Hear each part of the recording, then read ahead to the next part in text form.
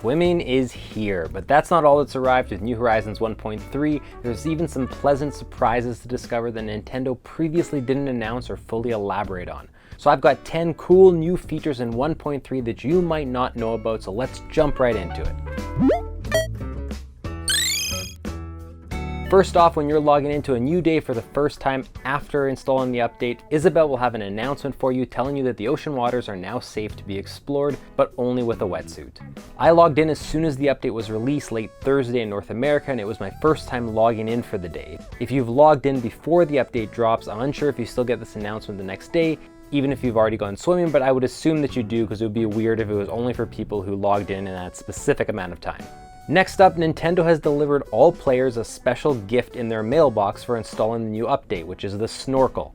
Yes, the Snorkel you saw all over the trailer is yours for free. Simply check your mail for a letter from Nintendo and go ahead and don your new gear.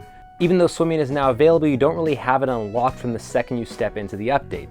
That's because much like tools are required to dig, chop trees, and catch bugs for instance, a wetsuit is needed to swim. No, you can't swim in your formal clothes. You have a couple options here, with the first being just to stop into Nook's and purchase one for 3,000 bells. This is by far the quickest option to get into the water right away. However, you'll also have a potential more stylish option available through Nook Shopping that you can purchase. However, you'll have to wait until the next day for it to be delivered, so you might want to buy the one from Nook's in the meantime.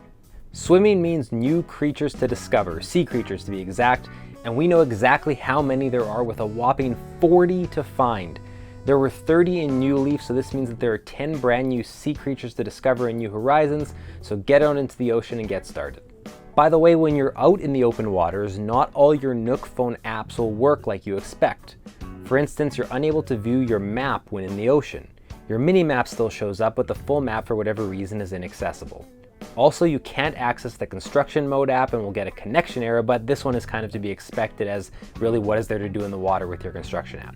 You can, however, still call the rescue service just in case you're not the best swimmer. Bonus fact, your menu becomes completely grayed out while swimming, so you can't learn DIY recipes or interact with any of the items in your pockets in any way while you're out in the ocean. You can dive off the dock. It's funny, I made a video where I talked about preparing your dock ahead of time before this update, and I wasn't actually 100% sure whether you were going to be able to dive off the dock. I just assumed you'd be able to, so I'm happy to say that you can in fact go dock diving. You are not limited just to rocks. Also, in case anyone didn't know, you can also just enter the ocean from the beach. You don't have to dive at all. You can just run right into the water, much like you could in New Leaf.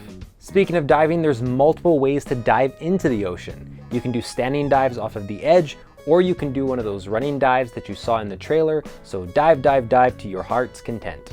We all knew Pascal was making his way to New Horizons and that he would be triggered by collecting scallops, but did you know that the DIY recipes that he gives you will all require pearls to be built? You can find pearls underwater in the ocean, but Pascal will also trade you pearls for future scallops you find as well. So you'll have to get pearl hunting if you're hoping to craft all the recipes that Pascal is going to be giving you. And there are new Nook Mile rewards. As expected, there are new rewards to accommodate the new features in 1.3, but now we know exactly what some of them are. Specifically, there are 2 new goals revolving around collecting sea creatures and collecting unique sea creatures. There's also a new goal that tracks how many times you lure Pascal out. I'm sure there's even more to find, but these are the ones I found so far. Have you found any others? If so, let me know in the comments. And lastly, this is by far one of my favorites. We knew that we'd be able to donate the new sea creatures to the museum, to Blathers, and based on the trailer, it was assumed that they would display in existing tanks, around the other fish. And while this is true, it also turns out that some will get their own unique displays, like these jellyfish. It turns out that this display on the floor is actually a home to a jellyfish habitat. How cool is that? And there you have it, 10 cool new features in New Horizons 1.3 that you may not have known about. There's probably plenty more to uncover and play around with in this update, so keep your eyes on this channel for more discoveries as we find them. But let me know in the comments if you found any other cool ones that you think should have been in the video or that you want to tell me about. I'm excited to hear what you all find.